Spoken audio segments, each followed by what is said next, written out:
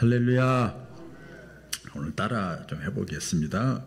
자, 크게 구원은 절대 잃어버리면 안 됩니다. 또 믿음은 절대 잃어버리면 안 됩니다. 천국은 절대 잃어버리면 안 됩니다. 영생은 절대 잃어버리면 안 됩니다. 다 같은 말이에요. 구원, 믿음, 영생, 천국. 우리가 이번 주 중에도 보니까 이제 이렇게 보니까 죄하고 비슷하게 인생을 살았던 그 연예인들이 다들 가더라고요. 예? 위아래 이렇게 보니까 연예인들이 다 그 현란한 그 화려했던 그 시절이 다 지나가고 다 가더라고요. 그런데 그러면 그거로 끝난다면 얼마나 허무하겠어요. 그런데 그 다음에 영생이 있어요. 따라해보세요. 영생이 있다. 영원히 사는 삶이 있다. 구원이 있다. 천국이 있다. 새하늘 새 땅이 있다. 그것은 믿음으로만 간다. 그래서 우리가 육신의 삶을 살아가면서 잃어버리지 않아야 될 것도 많이 있지만 우리가 절대, 제가 그래서 말씀을 저기 하다가 절대를 넣었다 뺐다 넣었다 뺐다 하다가 넣었어요. 절대 잃어버리지 말아야 될 것. 다시 한번 절대 잃어버리지 맙시다. 무엇을? 영생을, 구원을, 믿음을, 천국을 잃어버리지 않기를 주의 이름으로 축원합니다. 여러분, 세상에서 제일 비싼 게 뭘까요? 뉴스에 보면 나라가, 이 세계가 불안하니까 무슨 값이 올라가요? 어떻게 잘 알아? 금이 많이 있는가 봐. 금값이. 제 손주들 다들 같지만은 그때만 해도 뭐 20몇만 원 한 돈에 많아야 30만 원 여축 됐는데 뭐 지금 보니까 70만 원, 80만 원 막 금값이 막. 그러니까 이 세계가 불안하니까 은행도 못 믿는 거죠. 막 금이 제일 비싸다. 또 우리나라 같은 경우가 특별히 그래요. 뭐 지금도 여러분 뉴스를 보신 분들은 아시겠습니다만은 부동산 문제 때문에 다시 또 막 그냥 막 집값이 막 올라가기 시작을 해요. 집값이 비싸다. 그래서 또 우리나라 이재명 대통령 되고 나서 막 여러분 아시겠으면 코스피 코스닥이라는 지수가 있어요. 거기에 막 2000cc에서 3000, 4000, 5000까지 간다. 막 공약을 걸고 막 그러니까 막 주식이 가장 비싸다. 주식이 있어야 된다. 막 이렇게 그런 거 비싼 거 생각하잖아요. 그래서 그걸 막 모아놓으려고 그러고 그러잖아요. 뭐 나보다 좋다 그 얘기가 아니고 그게 비싸게 느껴지는 거예요. 이게 개인적으로도 보면 어떻습니까? 아무튼 묵상을 해봤어요. 해보니까 진짜 비싼 게 있다고 생각하는 사람, 어떤 사람은 자존심이 굉장히 비싸. 남들이 알아주지도 않는데 본인은 그게 막 그냥 진리야. 자존심이 비싼 사람이잖아요. 뭐 그걸 다른 말로 체면이라고 그러나요? 뭐라고 그러나요? 그래, 체면. 이 포스트 모던 시대, 그러니까 이렇게 이제 위에서 지시하면 다 따르고 막 그런 시대가 이제 아니잖아요. 자율 시대잖아요. 막 절대 진리는 없어. 개인적으로 막 살아가는 시대에 체면, 자기 인격 굉장히 중요하게 여기는 거예요. 그 체면, 자존심을 굉장히 비싸게 생각해요. 선거철에만 빼고.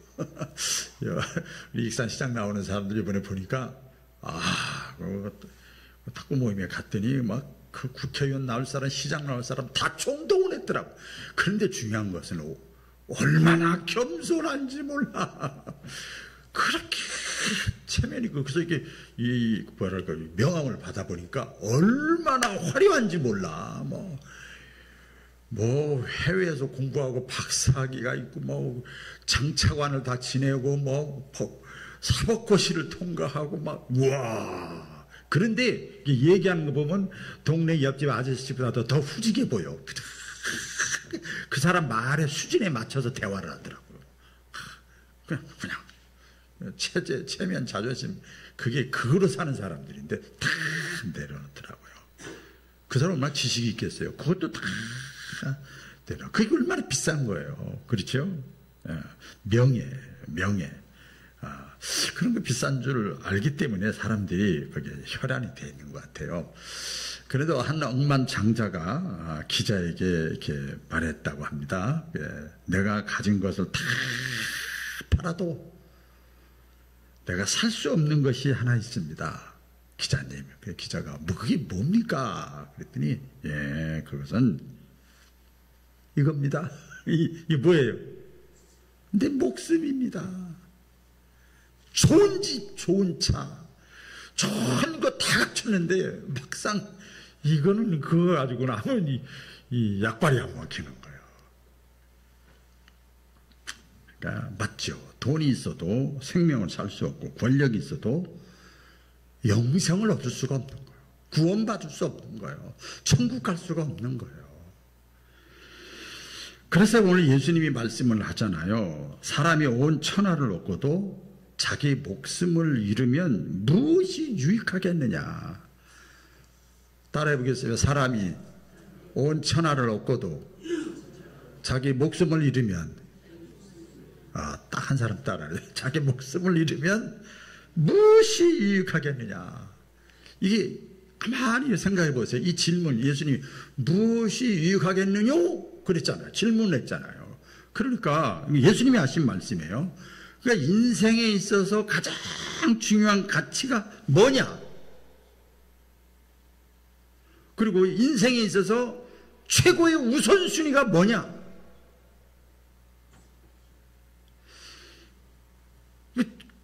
우선순위 가치가 가장 비싼 것이 이거라고 생각하고 그걸 따라다니고 살았는데 그걸 뒤집어 놓는 도전이죠.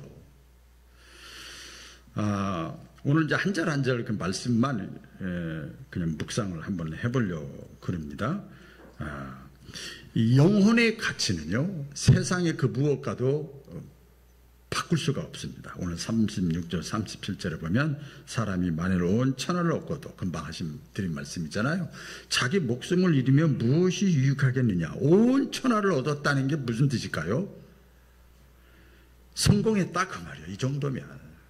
이 정도면 내가 잘 살았다, 성공했다. 명예도 있고 권력도 있고 부도 있고 인기도 있고 직위도 있고 이 정도면 내가 잘 먹고 잘 사는 거지 내 나름대로 우리 말하는데 하루 세끼 밥 먹는 거 똑같지 뭐가 그렇게 아쉬워.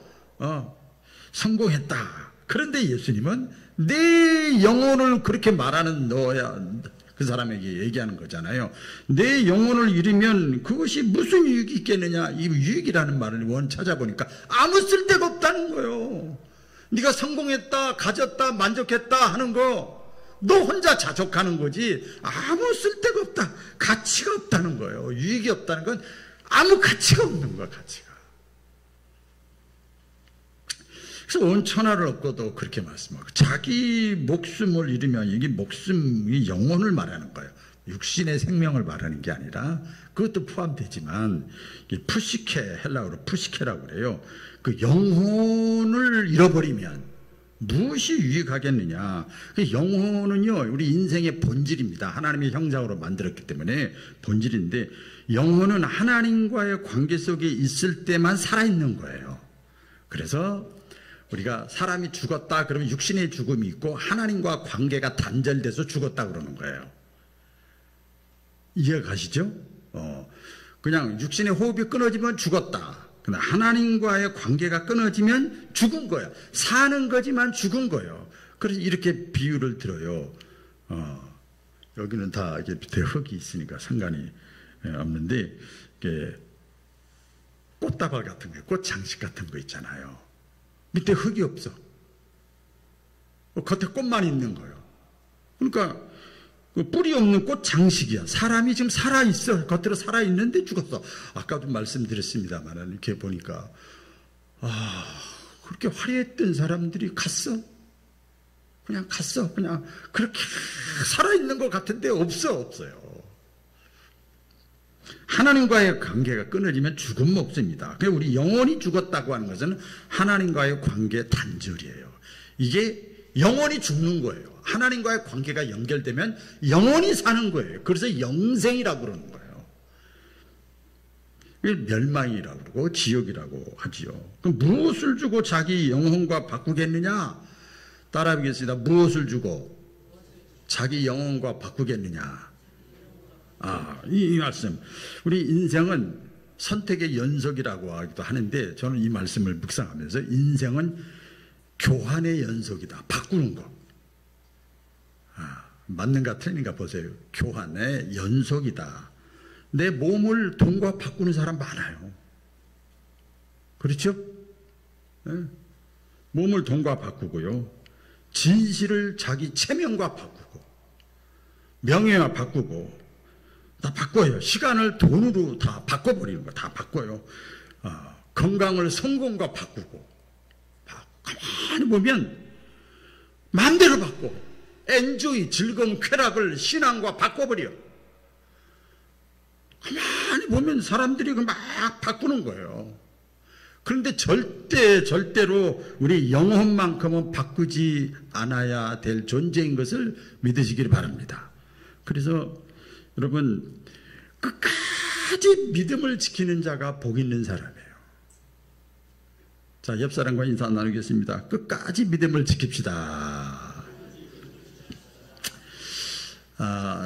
아주 유명한 그 영국의 한 CEO가 있는데요. 그 회사, 큰 회사를 운영했던 사람인데 돈을 많이 벌었어요. 사업에 성공을 했어요. 그런데 가족들이 사고로 다 죽어버린 거예요. 비행기 사고로 다 죽어버렸어요. 자기는 그 타질 않았어. 그래서 그 너무 충격을 받아가지고 자기 몸도 병이 드는 거예요. 여러분 그렇잖아요. 외부적으로 침입이 없어도 너무 충격을 받으니까 그래서 병원에 들어갔어요. 근데 거기서 이제 병원에서 또 전도를 받아가지고 거기서 예수님을 믿게 됐어요. 혼자 남은 거죠. 그래서 병상에서 이 사람이 이런 얘기를 한 거예요. 나는 돈으로 많은 걸 샀지만 진짜 평안을 내가 사지 못했다. 그래서 내가 이제 깨달은 거예요. 믿음이 들어가니까 중요한 건 돈도 중요하지만 더 중요한 것이 영혼이더라. 그러면서 먼저 간 자기의 가족들이 영생의 구원의 그 저기를 다 잃어버린 것에 대해서 너무 마음 아픈 거예요. 사실 제 어느 책에서 제 둘째 아들이 보는 책을 제가 얼핏 보니까 그 내용이 있더라고요. 그 다음에 오늘 38절 상반절에 보면 같이 해보겠습니다. 복음을 부끄러워하지 말자. 이 복음이란 말은 추상적이죠. 예수님을 부끄러워하지 말자. 자, 그랬잖아요. 누구든지 음란하고 죄 많은 세대에서 나와 내 말을 부끄러워하며, 그 다음 절이에요. 그죠? 누구든지 음란하고 죄 많은 세대. 지금 시대가 여러분 음란하고 죄 많은 세대예요. 제가 한번 이렇게 쭉 도덕적으로도 완전히 붕괴가 됐잖아요. 상대주의 도덕관이라고 그래요. 이게 확산이 다 됐어요. 이게 무슨 말인가 하면 절대적인 선과 악은 없어. 너는 네 상황에서 너 선이라고 생각하고 살아. 누가 얘기를 해도 이제 거기에 들어가지도 않는 거예요. 내가 옳다고 생각하면 돼. 개인적인 사고방식, 상대주의야. 성에 대해서 이 윤리의식이 완전히 다 파괴돼 버렸어요. 우리나라 옛날에 동방예주국이었잖아요. 음란물이 일상화돼 있고 미디어 노출, 우리 청소년들이 그 유튜브 많은 것도 보지만 또 일반적이도 보지만 제가 깜짝 놀랐어요. 보니까 다 음란물 보는 거예요. 음란물. 나이 드신 분들은 그런 거 잘 안 보겠지만 지금 그런 게 다 그냥 일반화돼 있어요. 일반화돼 있어. 국가에서 그걸 모르겠어요.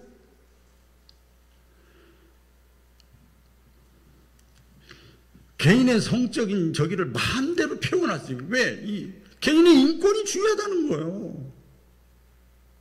이 일반화돼 있어요.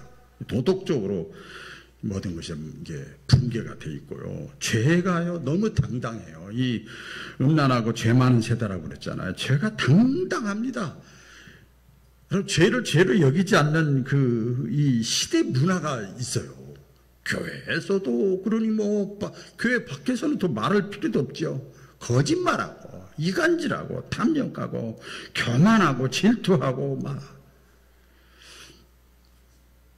근데 그런 것이 전부 자기 성공의 어떤 자기 표현의 수단으로 미화가 되는 거예요. 그래서 그랬어, 이래서 그랬어, 요래서 그랬어. 이 핑계가 아니라 미화되는 거예요. 그러면 다 이해시키는 거예요. 여러분 솔직히 얘기해서 여야 정치 다 그런 건 아니에요. 여야 정치인들 요새 보면 정과 없는 사람이 없어. 우리 일반인들은 정과 한두 개만 있어도 큰일 나는 줄 알잖아요. 그렇죠? 여러분 안 그래요?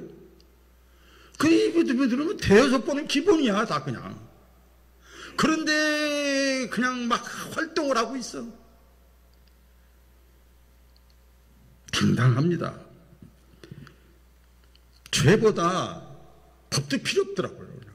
이념이 우선이야, 이념이. 그래서 정권이 바뀌면 그 전에 있던 사람 다 감옥 가버려.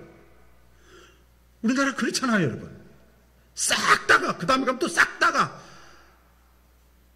이것도 이 죄가, 이게요, 죄가 죄를 모르는 시대에 살고 있어요. 신앙적으로도 마찬가지입니다.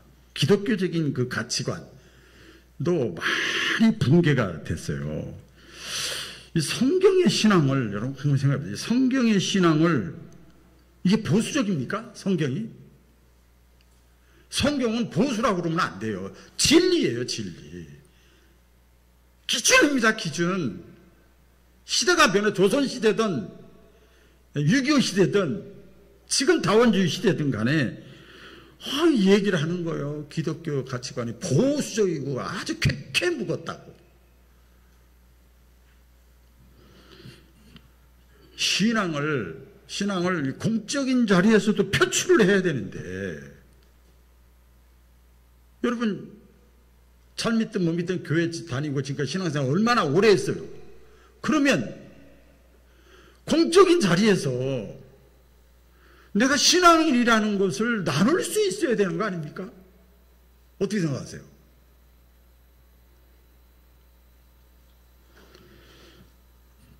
예수님을 복음을 부끄러워하는 이 시대가 됐어요. 전도하거나 기도하거나 교회에서 열심히 일하거나 이렇게 그러면 광신자. 이런 분위기가 그런 시대에, 우리가 그런 시대에 지금 살아가고, 근데 성경에 보니까 이미 예수님이 다 말세에 일어날 현상들이라고 그랬어요. 깨닫기를 축원합니다. 이 시대를 보고 내가 가까이 온 것을 너희가 빨리 알라고 그랬어요. 그리고 나서 뭐라고 그랬어요? 이 음란하고 죄 많은 세대에서 뭐라고 그래요? 나와 내 말을 부끄러워하며. 그 다음에 끝에 가서 있죠. 따라해 보겠습니다. 나와 내 말을 부끄러워하면. 나가 누구예요? 예수님이에요. 내 말이 뭐예요? 예수님의 말씀이에요. 뭐 쉽잖아요. 나와 내 말을 부끄러워한다는 거, 신앙을 감추고 복음을 감추는 태도예요. 이런 태도, 이런 행동은 그 사람 진짜 신앙의 진정성을 찾아오기가 힘들어. 정작 그 사람이 신앙이 태도나 말이나 행동이 드러나야 할 그 공적인 자리에서 예수 안 믿는 척 했더래요, 집사도 아닌 척 했더래요, 이러면 안 되잖아요.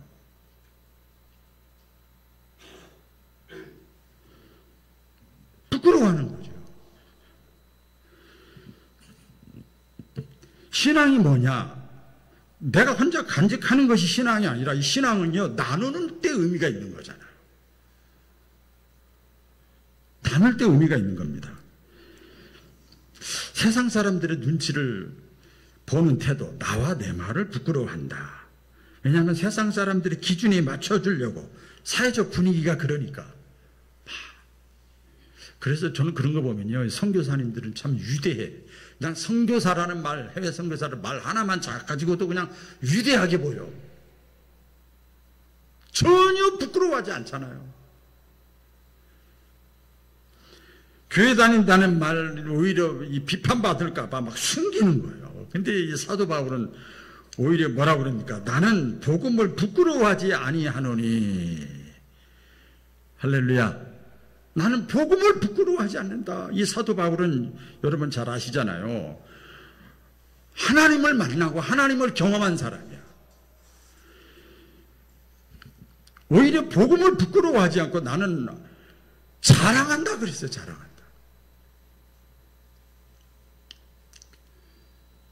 왜 자랑하냐? 이 성경의 로마서에 보면 복음은 예수님이에요. 복음은 하나님의 능력이기 때문에 나 자랑한다. 따라해 보겠습니다. 오른손 드시고 복음은 하나님의 능력이다.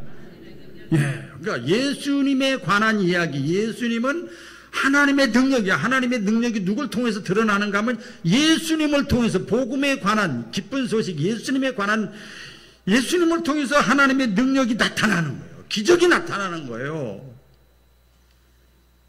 그래서 나는 감옥에 있을 때도 죄를 진 사람 앞에서도 핍박하는 사람 앞에서도 복음을 나는 부끄러워하지 않는다. 그러면서 복음을 막 이 사도 바울이 막 담대하게 전했어요. 왜?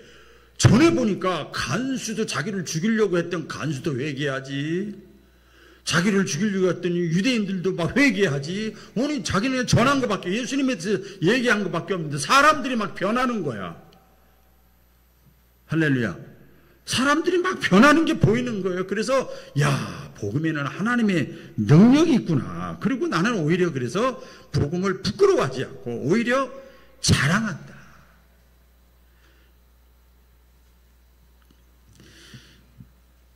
여러분 직장에서나 아는 친구들, 지인들 만남의 자리에서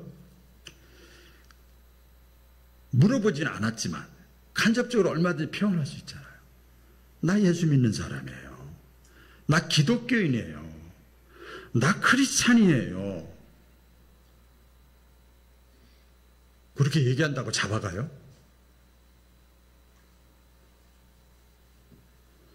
그렇게 고백할 수 있는 용기가 있느냐?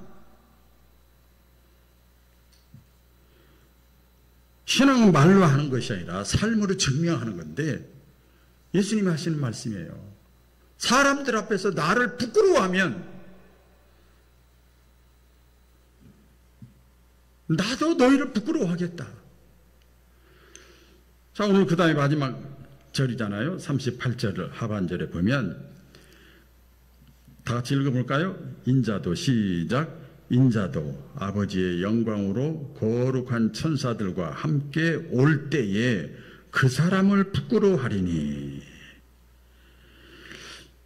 인자도 자기 자신이잖아요. 아버지의 영광으로, 하나님이 이제 초림의 예수가 아니라 재림의 예수님으로 왕권을 가지고 이제 심판주로 막 영생 천국으로 인도하시려고 이제 그때 오시는 거예요. 올 때에 예수님은 다시 오신다는 거예요.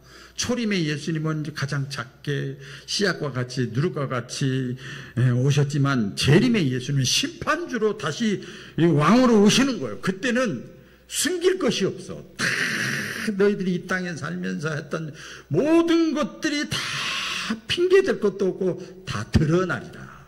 심판하는 거예요. 그 예수님이 하시는 말씀이에요. 예수님이 다시 올 때에 다시 오십니다. 올 때에 잘 들어보세요. 이제 오늘 말씀의 결론입니다.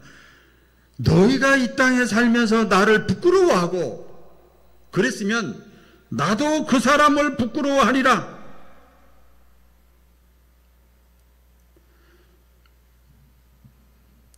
분위기가 어떻든 간에 우리의 삶이 살아간 그대로 우리 주님은 그대로 행한 대로 갚으신다는 거예요. 예수님 직접 하시는 말씀 아닙니까? 주님을 지금 부끄러워하면 그날에 가서 우리를 부끄러워하신대요. 그리고 반대로 얘기를 하면 이런 거 아닙니까? 우리가 지금 분위기가 어떻든 간에 주님을 자랑하면 우리 주님도 하나님 아버지 앞에서 우리를 자랑하겠대요.